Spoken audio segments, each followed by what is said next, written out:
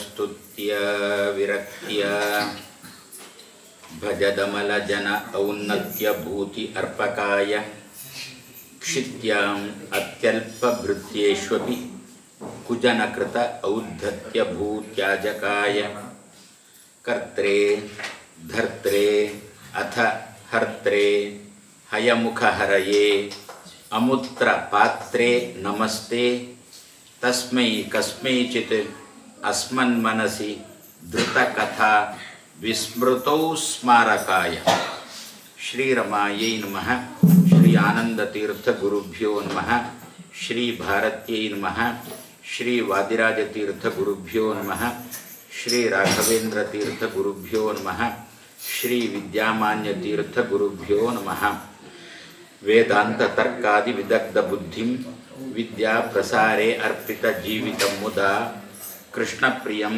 ಧೀರಂ ಅಧೀನ ಭಾಷಣಂ ನಮಾಮಿ ಉದಾರಂ ವಿಬುಧೇಶ ಯೋಗಿನಂ ಶ್ರೀ ಗುರುಭ್ಯೋ ನಮಃ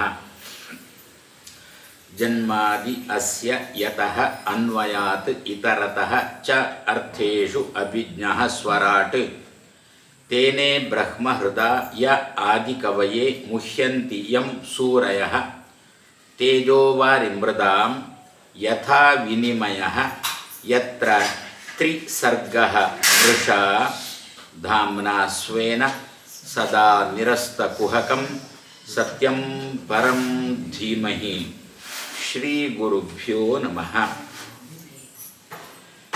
ವ್ಯಾಸಪ್ರಣೀತ ವ್ಯಾಸರಿಂದ ಹೇಳಲ್ಪಟ್ಟ ನಾರದರ ಪ್ರಾರ್ಥನೆಯ ಮೇರೆಗೆ ವ್ಯಾಸರಿಂದ ಸಮಾಜದ ಉದ್ಧಾರಕ್ಕಾಗಿ ಆಧ್ಯಾತ್ಮಿಕ ಮನಸ್ಸಿಗೆ ಆಹಾರದ ರೂಪದಲ್ಲಿ ಹೊರಟಿರುವ ಭಾಗವತ. ಅದರಲ್ಲಿ ವೇದವ್ಯಾಸ ದೇವರೇ ಹೇಳಿಕೊಳ್ತಾರೆ, ಭಾಗವತವನ್ನು ಕೇಳಲಿಕ್ಕೋ ಹೇಳಲಿಕ್ಕೋ ಆರಂಭಿಸುವ ಮೊದಲು ಅವನನ್ನು ಧ್ಯಾನ ಮಾಡೋಣ ಅಂತ. ಭಾಗವತ ಕೇಳುವ ಉದ್ದೇಶ ಒಂದು, ದೇವರ ಬಗ್ಗೆ ಸರಿಯಾದ ತಿಳುವಳಿಕೆ, ಎರಡನೇದ್ದು ನೆಮ್ಮದಿ. ಅದಕ್ಕೋಸ್ಕರ ಆ ಭಗವಂತನನ್ನು ಅದೇ ಶಬ್ದದಿಂದ ಕರೀತಾರೆ ವ್ಯಾಸರು. ನಮಗೆ ದೇವರಿಂದ ಏನು ಬೇಕು ಅದನ್ನು ತಿಳಿಸುವ, ಆ ಅರ್ಥವನ್ನು ತಿಳಿಸುವ ನಾಮ ಯಾವುದುಂಟು ಆ ನಾಮದಿಂದ ದೇವರನ್ನು ಉಪಾಸನೆ ಮಾಡಬೇಕು, ಆ ನಾಮದಿಂದ ದೇವರನ್ನು ಅರ್ಚನೆ ಮಾಡಬೇಕು. ಆ ನಾಮವನ್ನು ಮೇಲಿನ ಮೇಲೆ ಪುನಃ ಆವೃತ್ತಿ ಮಾಡಬೇಕು, ಹೇಳಬೇಕು. ಆವಾಗ ದೇವರು ಆ ನಾಮದ ಅರ್ಥ ತನ್ನಲ್ಲಿ ಏನುಂಟು ಅದನ್ನು ನಮಗೆ ಕೊಡ್ತಾನೆ. ಪ್ರಕೃತ ನಾನು ಆಗ ಹೇಳಿದಂತೆ ಒಂದು ದೇವರ ಸರಿಯಾದ ತಿಳುವಳಿಕೆ, ಜೊತೆಯಲ್ಲಿ ನೆಮ್ಮದಿ, ಆನಂದ. ಇಲ್ಲದಿದ್ದರೆ ದೇವರ ತಿಳುವಳಿಕೆ ಬಂದು ಒಂದಷ್ಟು ಸಮಸ್ಯೆಗಳೇ ಇರುವುದು ಅಂತಾದರೆ ಆ ದೇವರ ತಿಳುವಳಿಕೆಯನ್ನು ಅನುಭವಿಸಲಿಕ್ಕೆ ನಮ್ಮಿಂದ ಆಗಲಿಕ್ಕಿಲ್ಲ. ಒಂದು ವಸ್ತುವನ್ನು ಅನುಭವಿಸಬೇಕು ಅಂತಾದರೆ ಅದಕ್ಕೆ ಮೊದಲು ಬೇಕಾದದ್ದು ಮಾನಸಿಕ ಸ್ಥಿತಿ, ಮಾನಸಿಕ ನೆಮ್ಮದಿ. ಅದಕ್ಕೋಸ್ಕರ ಆ ದೇವರನ್ನು ಸತ್ಯ ಎನ್ನುವ ಶಬ್ದದಿಂದ ಕರೀತಾರೆ. ನಮ್ಮಲ್ಲಿ ಹಳ್ಳಿಗಳಲ್ಲಿ ಉಂಟು ಕಾಣುತ್ತೆ, ಏನು, ಮಗುವನ್ನು ಬೆಳಿಗ್ಗೆ ಎಬ್ಬಿಸಿ ಕೂಡಿಸಿ ಅಪ್ಪ ಅಮ್ಮ ಇಬ್ಬರು ಆ ಮಗುವಿಗೆ ಉಪದೇಶ ಮಾಡುವುದು. ಏನು, ಎಂದು ಜೀವನದಲ್ಲಿ ಸುಳ್ಳು ಹೇಳಬೇಡ, ಸತ್ಯವನ್ನೇ ಹೇಳು ಅಂತ ಮಗುವಿಗೆ ಉಪದೇಶ ಮಾಡುವುದು. ಏನರ್ಥ? ಒಂದು, ಸತ್ಯವನ್ನು ಹೇಳು ಅಂತಂದರೆ ಮುಖಕ್ಕೆ ತಕ್ಕಂತೆ ಮಾತಾಡಬೇಡ ಅಂತ ಒಂದರ್ಥ. ವಿಷಯ ಹೇಗುಂಟು ಅದನ್ನು ತಿಳಿಸುವ ಕ್ರಮದಲ್ಲಿ ಒಂದು ತಿಳಿಸುವ ಕ್ರಮ ಉಂಟು, ಇದೇ ರೀತಿಯಲ್ಲಿ ತಿಳಿಸಬೇಕು ಅಂತ ಉಂಟು. ಯಾಕೆಂದರೆ ಇದೇ ಭಾಗವತದಲ್ಲಿ ಮುಂದೆ ಬರುತ್ತೆ. ಸಮುದ್ರ ಮಥನ ಆಗಿ ಲಕ್ಷ್ಮಿಯ ಕೈಗೆ ಮಾಲಿಕೆ ಸಿಕ್ಕಿದ ಮೇಲೆ ಯಾರ ಕೊರಳಿಗೆ ಹಾಕಬೇಕು ಅಂತ ತಾನು ವಿಚಾರ ಮಾಡಿಕೊಂಡು ಬರುವಾಗ ಯಾರಲ್ಲೆಲ್ಲ ದೋಷ ಇತ್ತೋ, ಯಾರಲ್ಲಿ ಏನು ದೋಷ ಉಂಟು ದೋಷವನ್ನು ಮಾತ್ರ ಹೇಳ್ತಾಳೆ ವಿನಃ ಆ ವ್ಯಕ್ತಿಗಳ ಹೆಸರನ್ನು ಹೇಳಲ್ಲ. ಕೆಲವರು ತಲೆಯೂರಿ ತಪಗೈದು ಪುಣ್ಯವ ಗಳಿಸಿದ್ದಾರೇನು, ಒಕ್ಕಣ್ಣನೊಬ್ಬ ಮುಕ್ಕಣ್ಣನೊಬ್ಬ ಅಂತ ನಶ್ವರ ಐಶ್ವರ್ಯವ ಬಯಸುವನು ಒಬ್ಬ ಅಂತ ಹೀಗೆ ದೋಷವನ್ನು ಹೇಳುವಾಗ ಕೂತವರು ಅವರೇ ತಿಳ್ಕೊಳ್ಬೇಕು, ಇದು ನನ್ನನ್ನೇ ಕುರಿತು ಹೇಳಿದ್ದು, ನನಗೇನೆ. ಒಂದು ಕಾಲದಲ್ಲಿ ರಾಮಾಯಣ ಮಹಾಭಾರತ ದೂರದರ್ಶನದ ಮೂಲಕ ಬಹಳ ಪ್ರಸಿದ್ಧಿಗೆ ಬಂತು. ಆವಾಗ ಅದರಲ್ಲಿ ಏನು ಕೆಲವೆಲ್ಲ ವಿಷಯಗಳು ಬರ್ತಿತ್ತು. ಆವಾಗ ಎದುರಿಗೆ ಕೂತಿರತಕ್ಕಂಥ ಜನ ಎಲ್ಲ ನಮ್ಮನೇಲಿ ಹೀಗೆ ಒಡಕುಂಟು ಅಂತ ರಮಾನಂದ ಸಾಗರನಿಗೆ ಹೇಗೆ ಗೊತ್ತಾಯಿತು ಅಂತ ಹೀಗೆ ತಮ್ಮೊಳಗೆ ಮಾತಾಡಿಕೊಂಡಿದ್ದದ್ದು ಉಂಟಂತೆ. ಆ ರೀತಿಯಲ್ಲಿ ದೋಷಗಳನ್ನು ಹೇಳಬೇಕು, ಆದರೆ ಆ ವ್ಯಕ್ತಿಯ ಹೆಸರನ್ನು ಹೇಳಬಾರದು ಅಂತ ಶಾಸ್ತ್ರದ ನಿಯಮ. ವ್ಯಾಸರು ತೋರಿಸಿಕೊಟ್ಟರು, ನಮಗೆ ಅರ್ಥ ಆಗಿಲ್ಲ. ವಾದಿರಾಜ ಶ್ರೀಪಾದರು ಅದನ್ನು ಕನ್ನಡೀಕರಿಸಿದರು. ಆದ್ದರಿಂದ ಮಕ್ಕಳನ್ನು ಕೂಡಿಸಿಕೊಂಡು ನಾವು ಹೇಳುವಾಗ ಸತ್ಯವನ್ನು ಹೇಳು, ಮುಖಕ್ಕೆ ತಕ್ಕಂತೆ ಮಾತಾಡಬೇಡ. ಯಾರಲ್ಲಿ ಏನು ದೋಷ ನಿನಗೆ ಕಂಡಂಥ ದೋಷವನ್ನು ನಿಧಾನವಾಗಿ ಅವರಿಗೆ ಹೇಳಬೇಕು ಅಂತ ಹೇಳಿ. ಅಪ್ಪನೇ ಒಂದು ಸಂದರ್ಭದಲ್ಲಿ ತಪ್ಪಿ ಬಿದ್ದ. ಆವಾಗ ಪಕ್ಕದಲ್ಲಿ ಕೂತಿದ್ದ ಮಗ ಅಪ್ಪನನ್ನು ಗದರಿಸಲಿಲ್ಲ. ಮತ್ತು ಅಪ್ಪನಿಗೆ ಕೊಡುವ ಗೌರವವನ್ನು ಕೊಟ್ಟು, ಅಪ್ಪ, ಎಲ್ಲ ಶಬ್ದಗಳ ಅರ್ಥವನ್ನು ಕನ್ನಡದಲ್ಲಿ ಹೇಳಿದ್ರಿ ನೀವು, ಆದರೆ ಆ ಲಿಖಿತ ಎನ್ನುವೊಂದು ಶಬ್ದದ ಅರ್ಥವನ್ನು ಹೇಳಲಿಲ್ಲಲ್ವಾ ಅಂತ ಅಪ್ಪನಿಗೆ ಮಗ ಗದರಿಸಿ ಹೇಳಲಿಲ್ಲ. ಹೇಳ್ಬೇಕ್ರೆ ಅಪ್ಪನ ಸ್ಥಾನಕ್ಕೆ ಗೌರವ ಕೊಟ್ಟು ಹೇಳಿದ. ಅದಕ್ಕೆ ಮಧ್ವಿಜಯನ ಓದಬೇಕು ಅಂತ ಹೇಳುವುದು. ಎಷ್ಟೋ ನಮಗೆ ಸಂದೇಶಗಳು ಆ ಮಧ್ವ ವಿಜಯದಿಂದ ಸಿಗುತ್ತೆ. ಆ ರೀತಿಯಲ್ಲಿ ನಮ್ಮ ಮಗುವಿಗೆ ಹೇಳುವಾಗಲೂ ಕೂಡ ನಾವು ಅಷ್ಟೇ ಬಹಳ ನಾಜೂಕಾಗಿ ಮಗುವಿಗೆ ಹೇಳಬೇಕು. ನಮ್ಮ ಮಗು, ನಾವು ಹಡೆದ ಮಗು ಅಂತ ಗದರಿಸಿ ಹೇಳಿಬಿಟ್ರೆ ಈಗಿನ ಕಾಲದ ಮಕ್ಕಳು ಕೇಳುವ ಹಂತದಲ್ಲೇ ಇಲ್ಲ. ಆದ್ದರಿಂದ ಯಾಕೆ ಮಕ್ಕಳು ಕೇಳುವ ಹಂತದಲ್ಲಿ ನಾವು ನಮ್ಮಪ್ಪನ ಮಾತು ಕೇಳಲಿಲ್ಲ, ಅದು ಮತ್ತು ನಮ್ಮ ಮಕ್ಕಳು ಅದೇ ರಕ್ತ ಬರೋದು. ಹಾಗಿರುವಾಗ ನಮ್ಮ ಮಕ್ಕಳು ಎಲ್ಲಿ ಕೇಳ್ತವೆ? ಆದ್ದರಿಂದ ನಾವು ಸ್ವಲ್ಪ ಬದಲಿಸಿಕೊಳ್ಬೇಕು, ನಿಧಾನವಾಗಿ ಹೇಳಬೇಕು. ಏನು ಅಂತ ಮಗು ಸತ್ಯವನ್ನೇ ಹೇಳಬೇಕು. ಹೀಗೆ ನಾವು ಮಗುವಿಗೆ ಬೆಳಿಗ್ಗೆದ್ದು ಸತ್ಯವನ್ನು ಹೇಳಬೇಕು ಅಂತೇಳಿ ಹೇಳುವ ಮೂಲಕ ಏನರ್ಥ? ಸತ್ಯ ಶಬ್ದದಿಂದ ಹೇಳಲ್ಪಡುವ ಭಗವಂತನನ್ನು ಹೇಳಬೇಕು. ಸತ್ಯ ಶಬ್ದದಿಂದ ಭಗವಂತ ಯಾಕೆ ಹೇಳಲ್ಪಡ್ತಾನೆ? ಮಗುವನ್ನು ಶಾಲೆಗೆ ಕಳಿಸ್ತೇವೆ, ಅಥವಾ ಮಗುವಿನ ಒಂದು ದಿವಸದ ಆಯುಷ್ಯ, ಇವತ್ತಿನ ಒಂದು ದಿವಸದ ಆಯುಷ್ಯ. ಆ ಮಗು ಏನಾದರೂ ಒಂದು ದೇವರ ಬಗ್ಗೆ ಒಳ್ಳೆಯದು ಸಂಪಾದನೆ ಮಾಡಬೇಕು. ದೇವರ ಬಗ್ಗೆ ಆಗಲಿ, ದೇಶದ ಬಗ್ಗೆ ಆಗಲಿ ಮಗು ಒಂದು ಸರಿಯಾದ ತಿಳುವಳಿಕೆಯನ್ನು ಸಂಪಾದನೆ ಮಾಡಿಲ್ಲ, ಆಯುಷ್ಯದಲ್ಲಿ ಒಂದು ದಿವಸ ವ್ಯರ್ಥ ಆಗಿ ಹೋಯಿತು. ಹಾಗಾದರೆ ಸರಿಯಾದ ತಿಳುವಳಿಕೆಯನ್ನು ಸಂಪಾದನೆ ಮಾಡುವುದೇ ಸತ್ಯ ಶಬ್ದದ ಅರ್ಥ. ಸತ್ ತ್ ಯ ಸತ್ಯ, ಅದನ್ನು ಬಿಡಿಸ್ಬೇಕು ಅಂತ ಆಚಾರ್ಯ ಮಧ್ವರೇ ಹೇಳ್ತಾ ಇದ್ದಾರೆ. ಸತ್ ತ್ ಯ ಅಂದರೆ ಏನರ್ಥ? ತಿಳುವಳಿಕೆ ಅಂತ ಅರ್ಥ. ತ್ ಅಂದರೆ ಏನರ್ಥ? ನೆಮ್ಮದಿ ಅಂತ ಅರ್ಥ. ಸತ್ವ ಅಂದರೆ ಏನರ್ಥ? ಒಳ್ಳೆಯದು ಅಂತ ಅರ್ಥ. ಒಳ್ಳೆಯ ನೆಮ್ಮದಿ, ಒಳ್ಳೆಯ ತಿಳುವಳಿಕೆ. ಹಾಗಂತ ಆಚಾರ್ಯ ಮಧ್ವರು ಬರುವುದಕ್ಕಿಂತ ಮೊದಲಿದ್ದವರು ಕೂಡ ದೇವರ ಬಗ್ಗೆ ಹೇಳ್ತೇನೆ ಅಂತ ಉಪನ್ಯಾಸ ಮಾಡಿದ್ರು. ಇನ್ನೂ ಮುಗಿಯಲಿಲ್ಲ ಆ ಉಪನ್ಯಾಸ. ಯಾಕೆ ಉಪನ್ಯಾಸ ಯಾವಾಗ ಮುಗಿಯುವುದು ಅಂತ ಕೇಳಿದರೆ, ಶ್ರೋತೃಗಳಿಂದ ಬರುವ ಪ್ರಶ್ನೆಗಳಿಗೆ ಉತ್ತರವನ್ನು ಕೊಟ್ಟು ಶ್ರೋತೃಗಳ ಮನಸ್ಸಮಾಧಾನ ಮಾಡಿ ಉಪನ್ಯಾಸ ಮಾಡಿದರೆ ಆವಾಗ ಉಪನ್ಯಾಸ ಮುಗಿಯುವುದು. ಶ್ರೋತೃಗಳ ಪ್ರಶ್ನೆ ಹಾಗೇ ಉಂಟು, ಅವರು ಪ್ರಶ್ನೆ ಮಾಡ್ತಾನೇ ಇದ್ದಾರೆ. ಇಲ್ಲಿ ಮಾತ್ರ ನಾಳೆ ಹೇಳ್ತೇನೆ, ನಾಡ್ದು ಹೇಳ್ತೇನೆ. ಅಚ್ಯುತ ಪ್ರೇಕ್ಷಾಚಾರ್ಯರು ಹಾಗೇ ಮಾಡಿದ್ದಲು, ಕೊನೆಗೆ ಆ ಪುಸ್ತಕವನ್ನು ಮಡಚಿಬಿಟ್ರಂತೆ. ಅಚ್ಯುತ ಪ್ರೇಕ್ಷ ಇದು ಆಗುವಂಥದ್ದಲ್ಲ, ಹೋಗುವಂಥದ್ದಲ್ಲ ಅಂತ. ಈ ಪೂರ್ಣಪ್ರಜ್ಞರನ್ನು ಕೂಡಿಸಿ ಪಾಠ ಮಾಡುವುದು. ಯಾವ ಗ್ರಂಥ? ಇನ್ನು ಪೂರ್ಣಪ್ರಜ್ಞರು ತಾನು ಗ್ರಂಥ ಬರೀಲಿಲ್ಲ. ಅದರಿಂದ ಅಷ್ಟರ ತನಕ ಯಾವ ಗ್ರಂಥ ಇತ್ತು ಆ ಗ್ರಂಥವನ್ನೇ ಅಚ್ಯುತ ಪ್ರೇಕ್ಷಾಚಾರ್ಯರು ಪಾಠ ಮಾಡುವುದು. ಪಾಠ ಮಾಡುವಾಗ ಪೂರ್ಣಪ್ರಜ್ಞರು ಅವರಿನ್ನು ಆನಂದ ತೀರ್ಥರು ಆಗಿಲ್ಲ.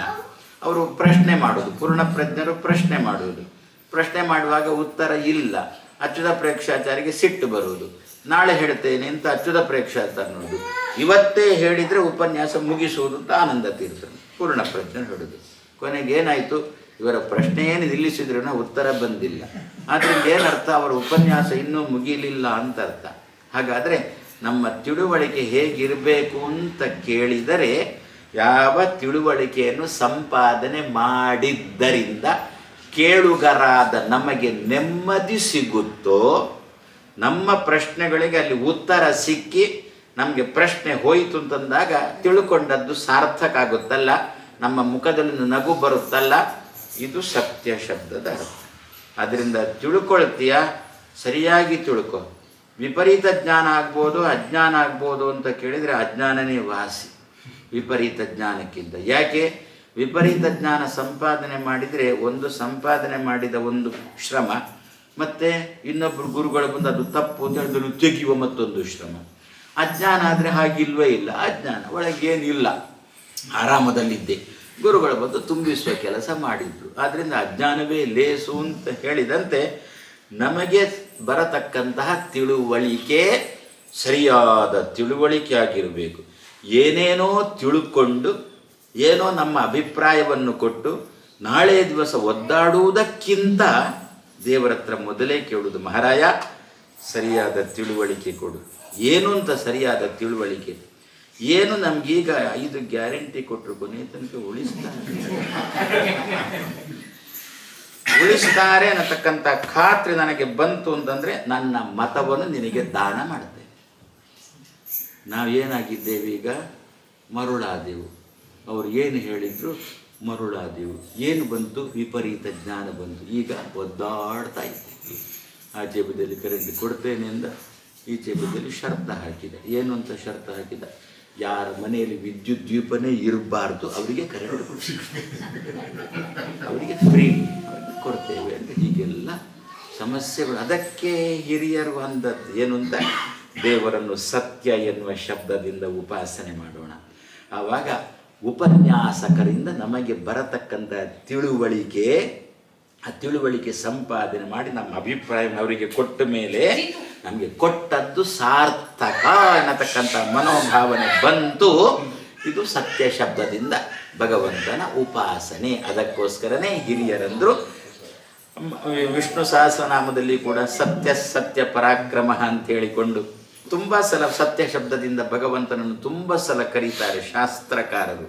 ಆದ್ದರಿಂದ ಅದಕ್ಕೆ ಕೃಷ್ಣ ಮತ್ತೊಂದು ಕಡೆ ಸತ್ಯಸ್ಯ ವಚನಂ ಶ್ರೇಯ ಸತ್ಯ ಜ್ಞಾನಂತು ದುಷ್ಕರಂ ಅಂತ ಮತ್ತೊಂದು ಕಡೆಯಲ್ಲಿ ಕೃಷ್ಣ ಅಂದ. ಆದ್ದರಿಂದ ಪ್ರತಿ ದಿವಸ ನಾವು ದೇವರನ್ನು ಸತ್ಯ ಎನ್ನುವ ಶಬ್ದದಿಂದ ಉಪಾಸನೆ ಮಾಡಿದರೆ ಯಾರ ಮಾತಿಗೂ ಕೂಡ ಮರುಳಾಗುವ ಪ್ರಸಂಗನೇ ಬರೋಲ್ಲ. ಅವರು ಏನು ಹೇಳ್ತಾನೆ ಅವನಿಂದ ಬಂದಿರತಕ್ಕಂಥ ತಿಳುವಳಿಕೆ ನನಗೆ ಏನುಂಟು, ಈ ತಿಳುವಳಿಕೆಯಿಂದ ನನಗೆ ಮುಂದೆ ನೆಮ್ಮದಿ ಉಂಟು ಯಾ ಇಲ್ಲ, ಎರಡಲ್ಲೊಂದು ತೀರ್ಮಾನ ಆಗುತ್ತೆ. ಸತ್ಯ ಎನ್ನುವ ಶಬ್ದದಿಂದ ಅರ್ಥವನ್ನು ತಿಳ್ಕೊಳ್ಬೇಕು. ಮಾತ್ರ ನೆಮ್ಮದಿಯನ್ನು ಕೊಡತಕ್ಕಂತಹ ತಿಳುವಳಿಕೆಯನ್ನು ನನಗೆ ಕೊಡುವವ, ನೆಮ್ಮದಿಯನ್ನು ಕೊಡತಕ್ಕಂಥ ತಿಳುವಳಿಕೆ ನೀನು ಉಳ್ಳವ. ನೀನು ತಿಳುವಳಿಕೆ ಕೊಡ್ತೀಯ, ತುಂಬ ಜನನ ಕೂತ್ಕೊಂಡು ಪಾಠ ಮಾಡ್ತೀಯ. ಆ ಪಾಠದಿಂದಾಗಿ ಏನಾಗುತ್ತೆ? ತಿಳುವಳಿಕೆ ಬರುತ್ತೆ, ಜೊತೆಯಲ್ಲಿ ನೆಮ್ಮದಿಯೂ ಬರುತ್ತೆ. ಹಾಗಾದರೆ ಸದ್ಯ ಈಗ ಈ ದೇಹದಲ್ಲಿ ಈ ದೇಶದಲ್ಲಿ ನಿಮ್ಮ ಜೀವನ ನೆಮ್ಮದಿಯಿಂದ ಆಗಬೇಕು ಅಂತಾದರೆ ಸರಿಯಾದ ತಿಳುವಳಿಕೆ ಬೇಕು. ಅದು ಸತ್ಯ ಶಬ್ದದ ಅರ್ಥ. ಹಾಗಾದರೆ ವೇದವ್ಯಾಸ ದೇವರ ದೂರ ದೃಷ್ಟಿ ಎಷ್ಟು ಉಂಟು ಅಂತ ನೋಡಿ. ಕೇವಲ ಸತ್ಯನತಕ್ಕಂಥ ಶಬ್ದವನ್ನು ಇಟ್ಟುಕೊಂಡು ಆಧ್ಯಾತ್ಮಿಕವಾಗಿ ಮಾತ್ರ ಹೋಗುವುದಲ್ಲ. ನಾವು ಆಧ್ಯಾತ್ಮಿಕವಾಗಿ ಈ ದಿವಸ ಹೋಗಬೇಕು ಅಂತಾದರೆ ಲೌಕಿಕವಾಗಿ ನಮಗೆ ವಾತಾವರಣ ಚೆನ್ನಾಗಿರಬೇಕಲ್ಲ. ಇಲ್ಲದ್ರೆ ಏನಾಗುತ್ತೆ?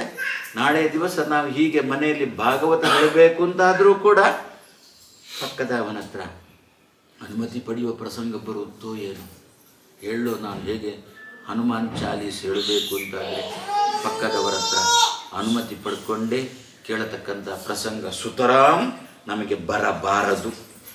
ನಮ್ಮತನ ಏನುಂಟು ಅದನ್ನು ನಾವೇ ನಡೆಸಿಕೊಂಡು ಹೋಗಬೇಕು ಅಂದರೆ ಅದಕ್ಕೆ ವೇದವ್ಯಾಸರಂದರು.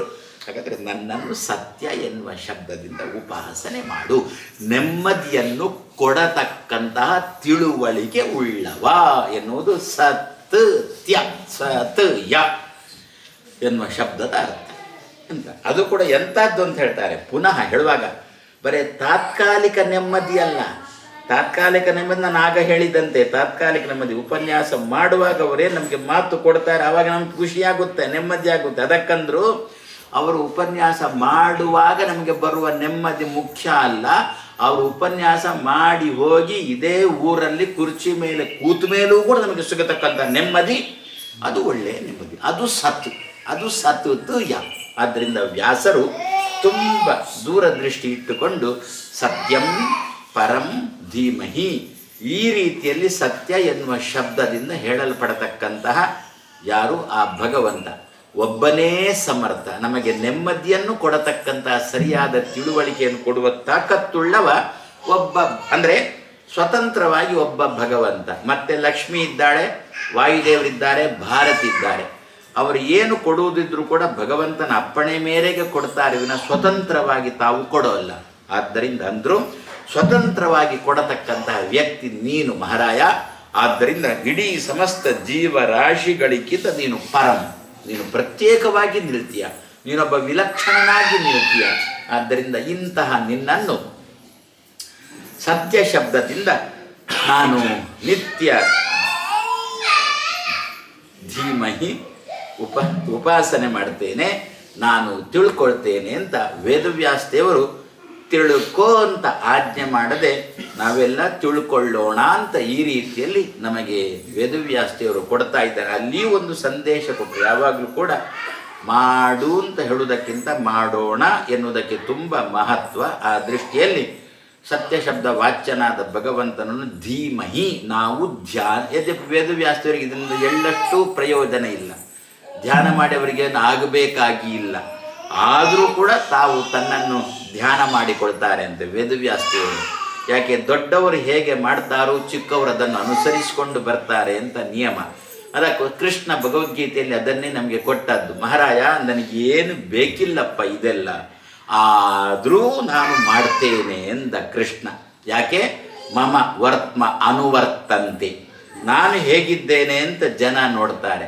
ನಾನೇ ಮಾಡಿಲ್ಲ ಅಂದರೆ ಅಂತಹ ನನ್ನನ್ನು ನೋಡಿದ ಕೆಲವರ ಹತ್ರ ಬೇರೆ ಯಾರಾದರೂ ಯಾಕೆ ಮಾಡಿಲ್ವೋ ಸಂಧ್ಯಾ ವಂದನೆ ಅಂತಂದರೆ ಕೃಷ್ಣನೇ ಮಾಡಿಲ್ಲ ಅಂತ ನಿಮಗೆ, ನೀವ್ಯಾಕೆ ನನಗೆ ಉಪದೇಶ ಮಾಡಲಿಕ್ಕೆ ಬರ್ತೀನಿ, ಕೃಷ್ಣನೇ ಮಾಡ್ತಿಲ್ಲ ಅಂತೆ ಅಂತ ಹೀಗಾಗುತ್ತೆ.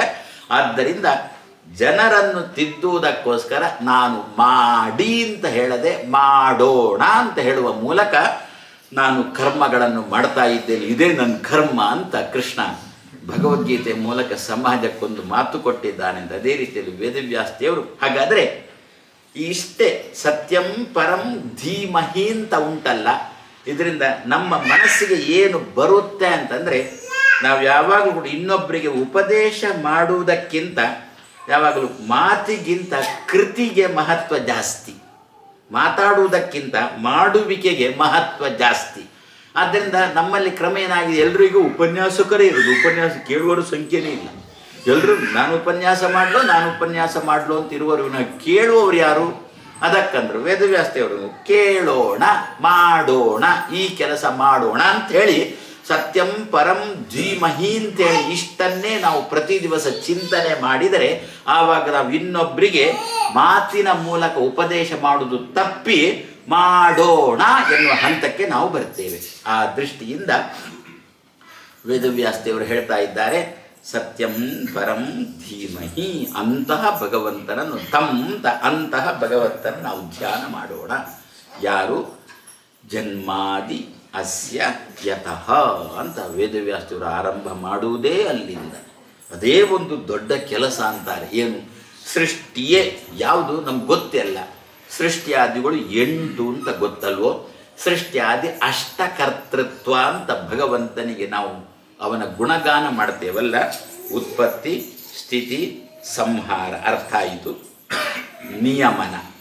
ನಿಯಮನ ಅಂತಂದರೆ ಯಾವುದು ಮಾಡಬೇಕು, ಯಾವುದು ಮಾಡಬಾರದು, ಯಾವಾಗ ಮಾಡಬೇಕು, ಯಾವಾಗ ಮಾಡಬಾರದು, ಎಷ್ಟು ಮಾಡಬೇಕು, ಹೇಗೆ ಮಾಡಬೇಕು, ಯಾಕೆ ಮಾಡಬೇಕು, ಇದೆಲ್ಲದಕ್ಕೂ ಕೂಡ ನಿಯಮನ.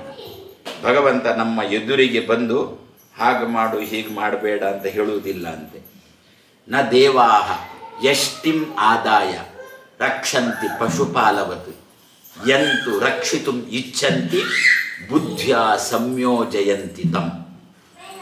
ನಾವು ನಮ್ಮ ಮಕ್ಕಳಿಗೆ ಹೇಳೋದುಂಟು, ಅದು ಮಾಡಬೇಡ, ಇದು ಮಾಡಬೇಡ, ಇಲ್ಲಿ ಬಾ, ಅಲ್ಲಿ ಕೂಡಬೇಡ ಅಂತ ನಾವು ಎದುರಿಗೆ ಇದ್ದು ಮಕ್ಕಳಿಗೆ ಹೇಳ್ತೇವೆ. ದೇವರು ಹಾಗೆ ಮಾಡುವುದಿಲ್ಲ ಅಂತ. ಗೋಪಾಲಕರು ಆಕಳುಗಳನ್ನು ಮೇಯಿಸ್ತಾರೆ, ಕೈಯಲ್ಲೊಂದು ಬಡಿಗೆ ಹಿಡ್ಕೊಂಡಿರ್ತಾರೆ. ಆಕಳು ಆಚೆ ಹೋದರೆ, ಈಚೆ ಹೋಗಬೇಕಿದ್ದ ಆಕಳು ಆಚೆ ಹೋದರೆ ಒಂದು ಹೊಡೆದು ಆಕಳನ್ನು ಈಚೆ ದಾರಿಗೆ ತರ್ತಾನೆ. ದೇವರು ಹಾಗೆ ಮಾಡೋಲ್ಲ. ನ ದೇವಾಹ ಎಷ್ಟಿಂ ಆದ, ಎಷ್ಟೆ ಅಂದರೆ ಬಡಿಗೆ, ಎಷ್ಟಿಂ ಆದಾಯ ರಕ್ಷಂತಿ ನ ರಕ್ಷಂತಿ. ಹೇಗೆ ಪಶುಪಾಲವತ್, ಆಕಳುಗಳನ್ನು ಕುರಿಗಳನ್ನು ಮೇಯಿಸುವವರಂತೆ ಭಗವಂತ ನಮ್ಮನ್ನು ರಕ್ಷಣೆ ಮಾಡುವುದಿಲ್ಲ ಅಂತೆ. ಮತ್ತೆ ಎಂತು ರಕ್ಷಿತು ಇಚ್ಛಂತಿ, ಯಾರನ್ನು ರಕ್ಷಣೆ ಮಾಡಬೇಕು ಅಂತ ದೇವರಿಗೆ ಅಪೇಕ್ಷೆ ಉಂಟೋ ಬುದ್ಧಿಯ ಸಂಯೋಜನೆ ಧಿಯೋ ಯೋ ನ ಪ್ರಚೋದಯ. ಅದಕ್ಕೋಸ್ಕರ ನಮ್ಮಲ್ಲಿ ಗಾಯತ್ರಿ ಅಂತ ಬಂದದ್ದು.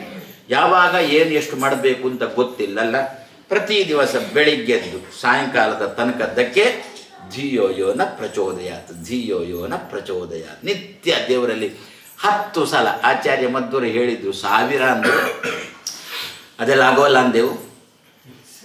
100 ಮಾಡಪ್ಪ ಅಂದರು, ಪುರುಸೊತ್ತಿಲ್ಲ ಅಂದೆವು. ಆದರೂ ನಮ್ಮನ್ನು ಬಿಟ್ಟು ಹಾಕಲಿಕ್ಕೆ ಖುಷಿ ಇಲ್ಲ ದೇವರಿಗೆ. ಅಯ್ಯೋ ಪಾಪವೇ ಅಂತ ನಮ್ಮ ಮೇಲೆ ಕನಿಕರ ಬಂದು ಕೊನೆಗಂದರು 10 ಮಾಡಕ್ಕಾಗ. ಇವಾಗ ಸ್ವಲ್ಪ ಭಯ ಆಯಿತು. ಅಲ್ಲ 10 ಮಾಡಿದ್ರೆ ಇಲ್ಲ, ತಲೆಗೆ ಹತ್ತುತ್ತೆ, ಅದಕ್ಕೆ 10. ನಮ್ಮಲ್ಲಿ ಹಳ್ಳಿಗಳಲ್ಲಿ ಅದೊಂದು ಚಾಲ್ತಿಯಲ್ಲೇ ಬಂದಿದೆ, ದಶ ಗಾಯತ್ರಿ ಮಾಡುವುದು ಅಂತ ಚಾಲ್ತಿಯಲ್ಲೇ ಬಂದಿದೆ. ಯಾಕೆ? ನಮ್ಮ ದಶ ಚೆನ್ನಾಗಿರುವುದಕ್ಕೋಸ್ಕರ ದಶ ಗಾಯತ್ರಿ ಅಂತ ಬಂದಿದೆ. ಮಾಡಿದ್ದು ತಲೆಗೆ ಹತ್ತುವುದಕ್ಕೋಸ್ಕರ 10 ಗಾಯತ್ರಿ ಅಂತ ನಮ್ಮಲ್ಲಿ ಬಂದದ್ದು. ಒಂದು 10 ಸಲ. ನಮ್ಮ ಗುರುಗಳ ಹೆಸರು ಕೂಡ ದಶಪ್ರಮತಿ ಅಂತಲೇ. ಒಳ್ಳೆಯ ದಶಾದಲ್ಲಿರತಕ್ಕಂಥ ತಿಳುವಳಿಕೆ ಅಂತೆ ಅವರದ್ದು. ಆದ್ದರಿಂದ ಅವರಿಗೆ ದಶಪ್ರಮತಿ ಅಂತಲೇ ಹೆಸರು ಬಂತು. ಆದ್ದರಿಂದ 10ಕ್ಕೆ ನಮ್ಮಲ್ಲಿ ತುಂಬ ಪ್ರಸಿದ್ಧಿ ಬಂತು, ತುಂಬ ಮಹತ್ವ ಬಂತು. ಅದರಿಂದ ಇದೇ ಧಿಯೋ ಯೋ ನ ಪ್ರಚೋದಯಾತ್ ಅಲ್ವೋ. ಈಗಂತೂ ಯಾವಾಗ 26ನೇ ತಾರೀಕ ಧಿಯೋ ಯೋ ನ ಪ್ರಚೋದಯಾತ್, ಧಿಯೋ ಯೋ ನ ಪ್ರಚೋದಯಾತ್. ಬರೇ ನಮ್ಮೊಬ್ಬರ ಮಟ್ಟಿಗೆ ಪ್ರಾರ್ಥನೆ ಅಲ್ಲ, ಇದನ್ನು ವಿಶ್ವಾಮಿತ್ರ ಋಷಿಗಳು 1000 ವರ್ಷದ ಹಿಂದೆಯೇ ಕೊಟ್ಟಿದ್ದಾರೆ. ನೀನು ಒಬ್ಬ ಗೋದಾನ, ಭೂದಾನ, ಜಲದಾನ, ಅನ್ನದಾನ, ಕನ್ಯಾದಾನ, ಮತದಾನ, ಅಷ್ಟೇ ಮಹತ್ವ ಉಂಟು. ನಾನು ಒಬ್ಬ ಹೋಗಿ ನನ್ನ ಮತವನ್ನು ಅಭಿಪ್ರಾಯವನ್ನು ಕೊಟ್ಟು ಬರ್ತೇನೆ ಇಲ್ಲ, ನಾನು ಒಬ್ಬ ಹೋಗಿ ಒಳ್ಳೆಯವನಿಗೆ ಕೊಟ್ಟು ಬರ್ತೇನೆ ಇಲ್ಲ. ಅಲ್ಲಿ ಇರುವುದು, ಗಾಯತ್ರಿಯಲ್ಲಿ ಇರುವುದು ನನ್ನ ಬುದ್ಧಿಗೆ ಪ್ರೇರಣೆ ಮಾಡುವಂತಲ್ಲ, ನಮ್ಮ ಬುದ್ಧಿಗೆ ಪ್ರೇರಣೆ ಮಾಡುವಂತ ಇರುವುದು. ನನ್ನ ಬುದ್ಧಿಗೆ ಅಂತಾದರೆ ಮೇ ಅಂತ ಇರಬೇಕಿತ್ತು, ಅದರಲ್ಲಿರುವುದು ನಹ ಅಂತ. ನಹ ಅಂದರೆ ನಮ್ಮ ಅಂತ ಅರ್ಥ. ನಮ್ಮ ಅಂದರೆ ಪ್ರತಿಯೊಬ್ಬ ಭಾರತೀಯನ ಅಂತ ಅರ್ಥ. 140 ಕೋಟಿ ಭಾರತೀಯರು. ಪಾಪ ಕೆಲವುಗಳಿಗೆ ಬುದ್ಧಿ ಇಲ್ಲ, ಆದರೂ ನಾವು ದೇವರ ಹತ್ರ ಅವುಗಳಿಗೆ ಬುದ್ಧಿ ಕೊಟ್ಟು ಪ್ರೇರಣೆ ಮಾಡುವಂತ. ಬುದ್ಧಿ ಇಲ್ಲ, ದೇವರ ಬರೇ ದೇವರ ಹತ್ರ ಪ್ರೇರಣೆ ಮಾಡುತ್ತಂದು ಬಿಟ್ಟರೆ ದೇವರನ್ನು ಅವುಗಳಿಗೆ ಬುದ್ಧಿಯೇ ಇಲ್ಲ. ಬುದ್ಧಿ ಇದ್ದರೆ ತಾನೇ ಪ್ರೇರಣೆ ಮಾಡುವುದು ಅಂತ. ಅದಕ್ಕೆ ನಾವು ಹೇಳೋದು ಬುದ್ಧಿ ಕೊಟ್ಟು ಅವುಗಳಿಗೂ ಪ್ರೇರಣೆ ಮಾಡು ಏನು ಅಂತ ನಾನು ಆಗ ಹೇಳಿದ್ದೆ. ಅದರಿಂದ ನಮಗೇನು ಮನೆ ಮನೆಗೆ ಹೋಗಿ ಹೀಗೆ ಮಾಡಿ ಅಂತ ಹೇಳಲಿಕ್ಕೆ ನಮ್ಮಲ್ಲಿ ತಾಕತ್ತಿಲ್ಲ. ಕೂತಲ್ಲಿ ನಾವು ಪ್ರತಿ ದಿವಸ ಬೆಳಗ್ಗೆ 10 ಸಲ ದೇವರಿಗೆ ಹೇಳಿಬಿಟ್ರೆ ದೇವರ ತಲೆಗೂ ಹತ್ತುತ್ತೆ. ಆ ದಿವಸ ಮತದಾನಕ್ಕೆ ಅಂತ ಹೋಗುವಾಗ ದೇವರು ಒಳ್ಳೆಯ ರೀತಿಯಲ್ಲಿ ಪ್ರೇರಣೆ ಮಾಡ್ತಾನೆ. ಹಾಗಾದರೆ ಉತ್ಪತ್ತಿ ಹೀಗೆ ಏನು ಅಷ್ಟು ಉಂಟು. ಉತ್ಪತ್ತಿ, ಸ್ಥಿತಿ, ಸಂಹಾರ, ನಿಯಮನ. ನಿಯಮನ ಅಂತಂದರೆ ಪ್ರೇರಣೆ. ಉತ್ಪತ್ತಿ, ಸ್ಥಿತಿ, ಸಂಹಾರ, ನಿಯಮನ, ಮುಂದೆ ತಿಳುವಳಿಕೆ, ಆಮೇಲೆ ಜ್ಞಾನ, ಅಜ್ಞಾನ. ಉತ್ಪತ್ತಿ, ಸ್ಥಿತಿ, ಸಂಹಾರ, ನಿಯತಿ, ಜ್ಞಾನ, ಆವೃತ್ತಿ ಎನ್ನುವ ಶಬ್ದದಿಂದ ಕರೆದಿದ್ದಾರೆ ಶಾಸ್ತ್ರಕಾರರು. ಆವೃತ್ತಿ ಅಂದರೆ ಏನರ್ಥ? ಆವರಣ ಅಂತ ಅರ್ಥ. ನಮಗೆ ಜ್ಞಾನ ಬರುತ್ತೆ, ಜ್ಞಾನ ಬಂದ ಮೇಲೆ ಏನಾಗುತ್ತೆ, ಆ ಜ್ಞಾನಕ್ಕೆ ಕೆಲವು ಸಲ ಆವರಣ ಬಂದು ಕೂಡುತ್ತೆ. ನಾವು ಅದನ್ನು ಏನು ಅಂತ ಕರೀತೇವೆ? ಮರೆತು ಹೋಯಿತು ಅಂತ ಕರೀತೇವೆ. ಮರೆತು ಹೋಗುವುದು ಅಂತಂದ್ರು ಆ ಜ್ಞಾನಕ್ಕೊಂದು ಆವರಣ ಬರುವುದು ಅಂತಂದ್ರು ಒಂದೇ ಅರ್ಥ. ಆವರಣವನ್ನೇ ಆವೃತ್ತಿ ಎನ್ನುವ ಶಬ್ದದಿಂದ ಕರೆದ್ರು. ಒಂದು ವೇಳೆ ನಮಗೆ ನೋಡಿ, ನಮ್ಮಲ್ಲಿ ಚಾಲ್ತಿಯಲ್ಲಿ ಹಾಗೆ ಇರುವುದು ಏನು ಅಂತ, ನಮಗೆ ಗುರುಗಳೇನೋ ವಿಷಯ ತಿಳಿಸಿಕೊಡ್ತಾರೆ. ತಿಳಿಸಿಕೊಟ್ಟ ಮೇಲೆ ಮನೆ ಹೋಗುತ್ತೇವೆ, ಮನೆಯವರಿಗೆ ಬರಲಿಕ್ಕೆ ಆಗಿರುವುದಿಲ್ಲ. ಅವರು ಕೇಳ್ತಾರೆ ಏನು ಉಪನ್ಯಾಸದ ವಿಷಯ ಏನು ಹೇಳಿದ್ರು ಅಂತ. ಸ್ವಲ್ಪ ಹೇಳ್ತೇವೆ. ಮತ್ತೇನು ಹೇಳ್ತೇವೆ ಅಂತಂದರೆ ಮರೆತು ಹೋಯಿತು ಅಂತ ಹೇಳ್ತೇವೆ ವಿನಃ ಅವರು ಕೊಟ್ಟ ತಿಳುವಳಿಕೆ ನಾಶ ಆಯಿತು ಅಂತ ಹೇಳಲ್ಲ. ಮರೆತು ಹೋಯಿತು ಯಾಕೆ? ನಾಶ ಆಯಿತು ಅಂತ ಹೇಳಿದರೆ ಸ್ವಲ್ಪ ಹೊತ್ತಾದ ಮೇಲೆ ನಮಗೆ ಪುನಃ ಅವರು ಹೇಳಿದ ವಿಷಯ ತಲೆಗೆ ಬರುತ್ತೆ. ನಾಶ ಆಗಿದ್ರೆ ಪುನಃ ತಲೆಗೆ ಬರುವ ಪ್ರಸಂಗ ಇಲ್ಲಲ್ಲ. ಆಯ್ತು ನೋಡಿ, ನಮ್ಮೊಂದು ಶಬ್ದ ಪ್ರಯೋಗ ಹೇಗಿರುತ್ತೆ ನೋಡಿ. ಮರೆತು ಹೋಯಿತು ಅಂದರೆ ಏನರ್ಥ? ಅದಕ್ಕೊಂದು ಆವರಣ ಬಂದು ಕೂತಿತು ಅಂತ ಅರ್ಥ. ಆವರಣ ಯಾರು ಕೊಟ್ಟ? ವೇದವ್ಯಾಸದೇವರು ಅಂದರೆ ಯಾರು ಕೊಟ್ಟನೋ ಅವನಿಗೆ ನಮಸ್ಕಾರ. ಅಯ್ಯಯ್ಯ ಗ್ರಹಚಾರನೇ ಅಂದರೆ ಮರೆಯುವಿಕೆ ಕೊಡುವವನಿಗೂ ನಮಸ್ಕಾರನಾ ಅಂತಂದು ಬಿಟ್ಟು ಎಷ್ಟೋ ಸಂದರ್ಭದಲ್ಲಿ ಆ ಮರೆಯುವಿಕೆ ಒಳ್ಳೆಯ ಕೆಲಸ ಮಾಡೋದು. ಮನೆಯಲ್ಲಿ ಏನಾದರೂ ಸ್ವಲ್ಪ ನಗು ಅಂತ ನಿಮ್ಮ ಮುಖದಲ್ಲಿ ಇರುವುದು ಯಾವುದಕ್ಕೆ ಗೊತ್ತಾ? ಮರೆಯುವಿಕಿದ್ದರಿಂದ. ಇಲ್ಲದಿದ್ದರೆ ಅವಳು ಬೈದದ್ದು ಅಥವಾ ಇವ ಅವಳಿಗೆ ಬೈದದ್ದು ಇದು 24 ಗಂಟೆಯೂ ನಮ್ಮಲ್ಲಿ ಮನಸ್ಸಿನಲ್ಲಿ ಇರ್ತಿದ್ರೆ ನಮ್ಮ ಮುಖದಲ್ಲಿ ನಗು ಇರ್ತಿತ್ತ? ಅದಕ್ಕೆ ವೇದವ್ಯಾಸದೇವರಂದ್ರು ಸತ್ಯಂ ಪರಂ ಧೀಮಹಿ ಅಂತಂದ್ರು. ಇಂತಹ ಮರೆಯುವಿಕೆ ಆದರೆ ಏನು ಮಾಡೋಣ? ನಮಗೆ ಏನು ಕೊಟ್ಟರು ಕೂಡ ಅದನ್ನು ದುರುಪಯೋಗ ಮಾಡಿಕೊಳ್ಳುವುದೇ ಜಾಸ್ತಿ. ನಾವು ಒಳ್ಳೆದ್ದನ್ನು ಮರೆತು ಬಿಡ್ತೇವೆ, ಬೇಡದ್ದನ್ನು ಇಟ್ಟುಕೊಳ್ತೇವೆ. ಅದಕ್ಕಂದ್ರೂ ಸತ್ಯಂ, ಇಂತಹ ಆವರಣವನ್ನು ಕೊಡುವವ.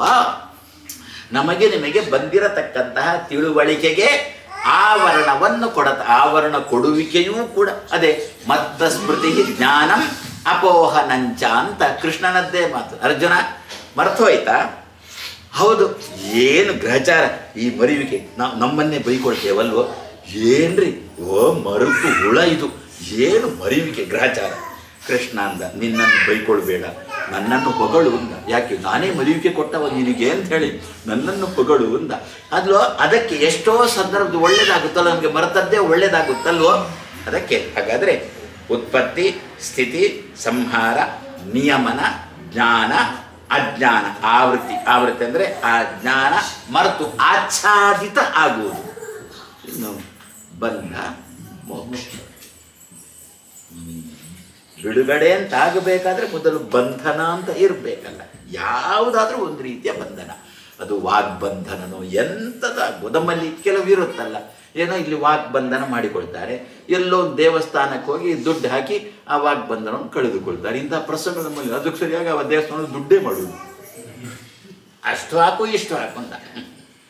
ಆ ದೇವ್ರು ಇವನ ಹತ್ರ ಕೇಳಿದ್ದಾನೋ ಬಿಟ್ಟಿದ್ದಾನೋ ಬೇರೆ ವಿಚಾರ.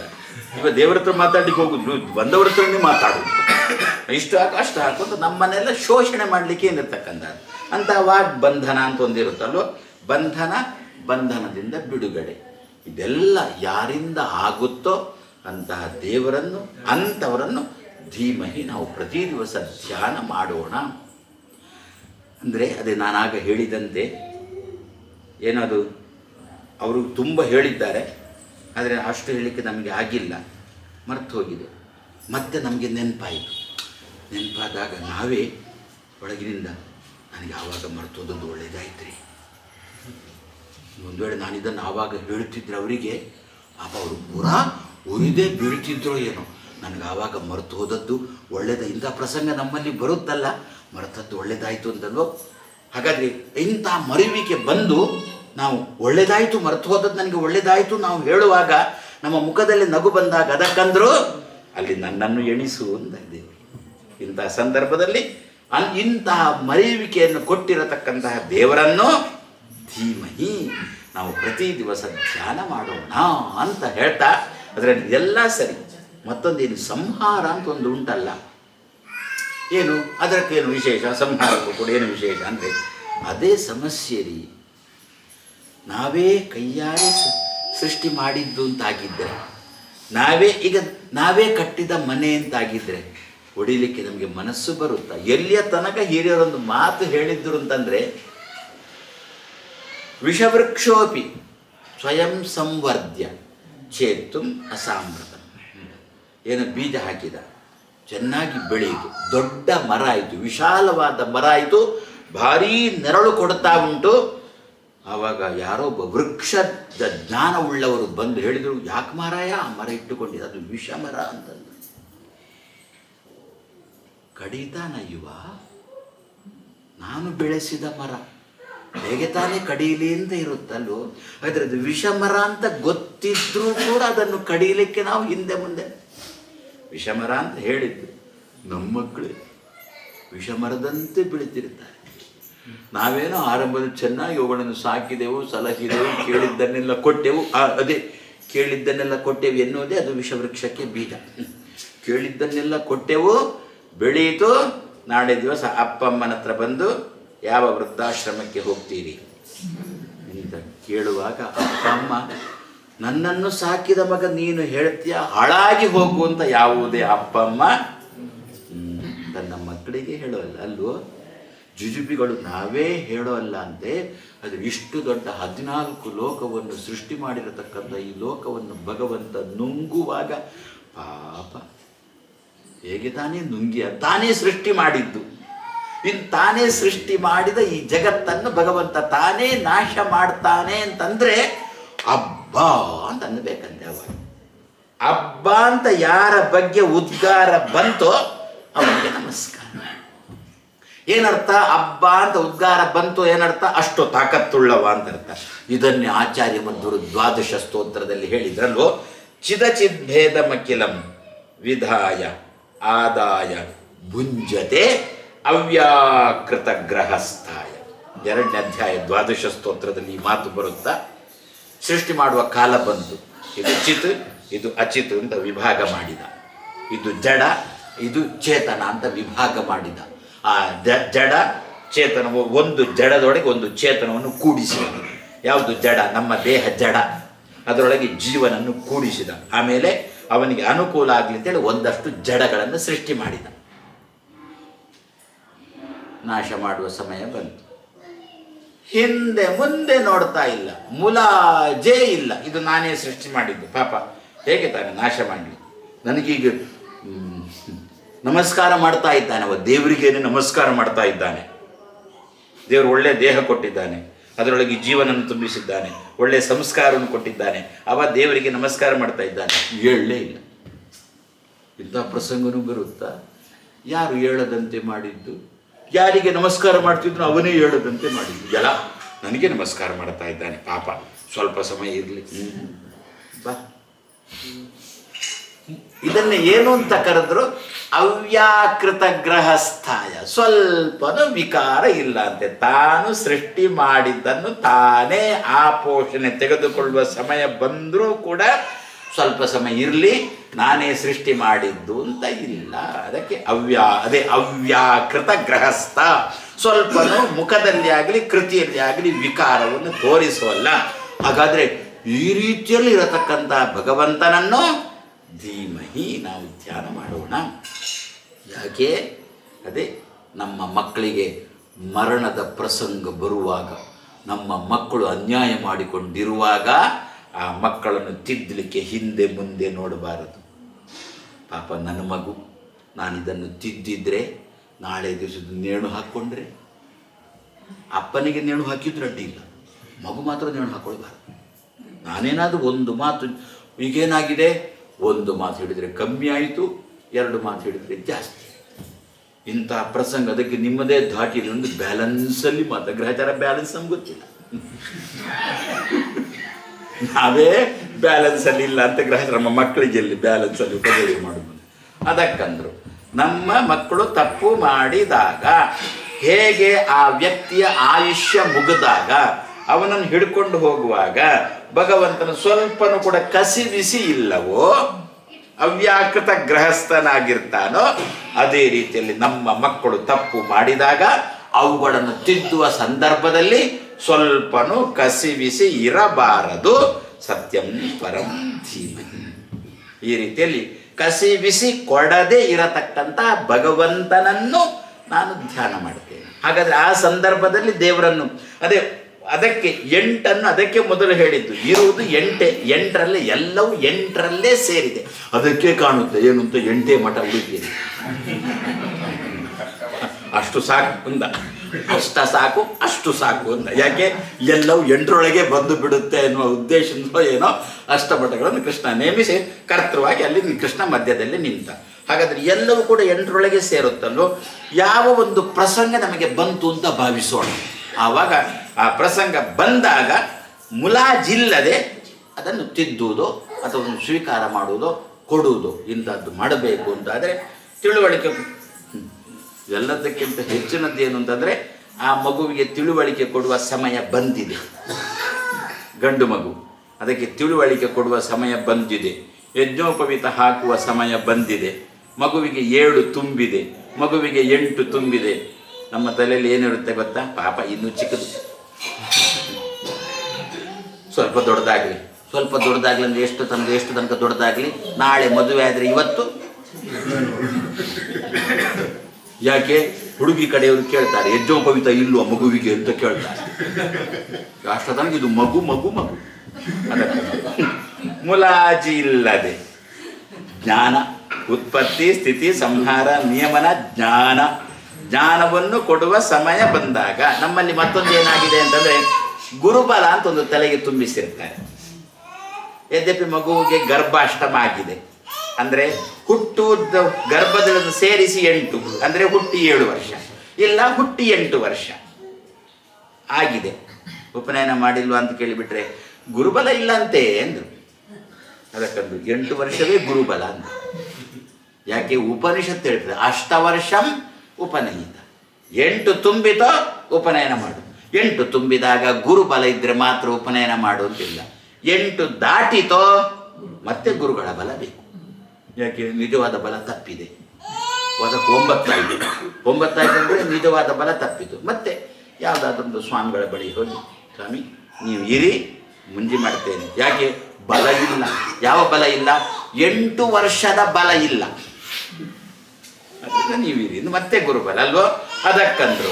ಹಾಗಾದರೆ ಇದೇನು? ಜ್ಞಾನ ಕೊಡುವ ಸಂದರ್ಭ ಅಲ್ವೋ? ಜ್ಞಾನ ಕೊಡುವ ಸಂದರ್ಭ ಸಮಯ ಬಂದಾಗ ಕಸಿಬಿಸಿಲ್ಲದೆ ಮುಲಾಜಿಲ್ಲದೆ, ಎಷ್ಟೋ ಕಡೆಗಳಲ್ಲಿ ಪ್ರಾಯಶಃ ಅಮ್ಮಂದಿರಿಗಿರುತ್ತೆ, ತಾಯಂದಿರಿಗಿರುತ್ತೆ. ಪಾಪ ಇನ್ನು ಕೂಡ ಚಿಕ್ಕದು, ಅದು ಎಲ್ಲಿ ಜಪ ಮಾಡಿ ಅಂದರೆ ಅದನ್ನು ಜಪ ಮಾಡಿಸುವ ಜವಾಬ್ದಾರಿ ಅಮ್ಮನಿಗೆ. ಅಪ್ಪ ಇಲ್ಲಿ ಮಾಡ್ತಾನೆ. ಯಾಕೆ? ಅಪ್ಪ ಗಾಯತ್ರಿಯನ್ನು ವರ್ಗಾವಣೆ ಮಾಡಿ ಆಗಿದೆ. ವರ್ಗಾವಣೆ ಅಂದರೆ ಗೊತ್ತಾ? ಇಲ್ಲಿಂದ ಅಲ್ಲಿಗೆ ವರ್ಗ ಅಂತಂದ್ರೆ ಇಲ್ಲಿಲ್ಲ ಅಂತ ಅರ್ಥ. ಅದರಿಂದ ಮತ್ತೆ ಯಾರು ಮಾಡಿಸ್ಬೇಕು? ಅಮ್ಮನೇ ಮಾಡಿಸ್ಬೇಕು. ಮಗುವನ್ನು ಪಕ್ಕದಲ್ಲಿ ಕೂಡಿಸಿ ಅಮ್ಮನೇ ಮಾಡಿಸ್ಬೇಕು. ಅದಕ್ಕಂದ್ರು ಇಂತಹ ಸಂದರ್ಭದಲ್ಲಿ ಅಪ್ಪ ಅಮ್ಮ ಎಲ್ಲರೂ ಕೂಡ ಸೇರಿಕೊಂಡು ಜ್ಞಾನವನ್ನು ಕೊಡುವವನೇ ಅಂತೇಳಿ ಸೃಷ್ಟಿಯಾದಿ ಅಷ್ಟ ಕರ್ತೃತ್ವದಲ್ಲಿ ಜ್ಞಾನಕರ್ತ ನೀನು ಅಂತ ದೇವರನ್ನು ಉಪಾಸನೆ ಮಾಡಿಬಿಟ್ರೆ ಮಗುವಿಗೆ 8 ತುಂಬಿದಾಗ ದೇವರು ನಮಗೆ ಪ್ರೇರಣೆ ಮಾಡ್ತಾನೆ. ಏನು ಅಂತ? ಮಗುವಿಗೆ ಮುಂಜಿ ಮಾಡೋಣ. ಜಪ ಮಾಡೋದೋ ಮಾಡ್ತದೋ ಬಿಡ್ತದೋ ಬೇರೆ ವಿಚಾರ. ಬಾಲಕನ ಕಲಾ ಭಾಷೆ ಜನನಿಯು ಕೇಳಿ ಸುಖ ಪಡುವಂತೆ. ಅದು ಏನು ಗಾಯತ್ರಿ ಹೇಳ್ತದೋ ಬಿಡ್ತದೋ, ಆದರೆ ಅದನ್ನು ಮುಂದೆ ಕೂಡಿಸ್ಕೊಂಡು ಅಪ್ಪನೇ ಹೇಳಿ ತನ್ನಿಮಿದ್ದಾದ್ರೂ ಕೂಡ ಅಪ್ಪ ಜಪ ಮಾಡಲಿ, ಆ ಕಾರಣದಾದ್ರೂ ಕೂಡ ಅಪ್ಪ. ಎಷ್ಟು ಕಡೆ ನಾನು ನೋಡಿದ್ದುಂಟು, ಏನು ಉಪನಯನಕ್ಕೆ ದಿನ ಇಟ್ಟರು, ಇಲ್ಲಿ ಅಪ್ಪ ಜಪ ಕಲಿತಾನೆ, ಅಪ್ಪ ಜಪ ಪುಸ್ತಕ ಹಿಡಿದಿದ್ದಾನೆ. ಏನು ಮಾಡ್ತಿದ್ಯೋ? ಜಪ ಓದ್ತಾ ಇದ್ದೇನೆ. ಗ್ರಾಚಾರ ಅದು ಹಿಡ್ದಲ್ವೋ ಅದೇ ಸಂತೋಷ. ಅದು ಬಿಟ್ಟು ಮುಂಜಿ ದಿವಸನೇ ಆ ಪುರೋಹಿತರು ಉಪದೇಶ ಮಾಡಿ ತಂದಾಗ, ಪುರೋಹಿತರೆ ನೀವೇ ಮಾಡಿಬಿಡಿ, ದಕ್ಷಿಣ 4 ರೂಪಾಯಿ ಜಾಸ್ತಿ ಕೊಡ್ತೇನೆ. ಅದಕ್ಕಂದ್ರು ಇಂತಹ ಸಂದರ್ಭ ಬಂದಾಗ ನಾವು ದೇವರನ್ನು ಏನು ಉಪಾಸನೆ ಮಾಡಬೇಕು?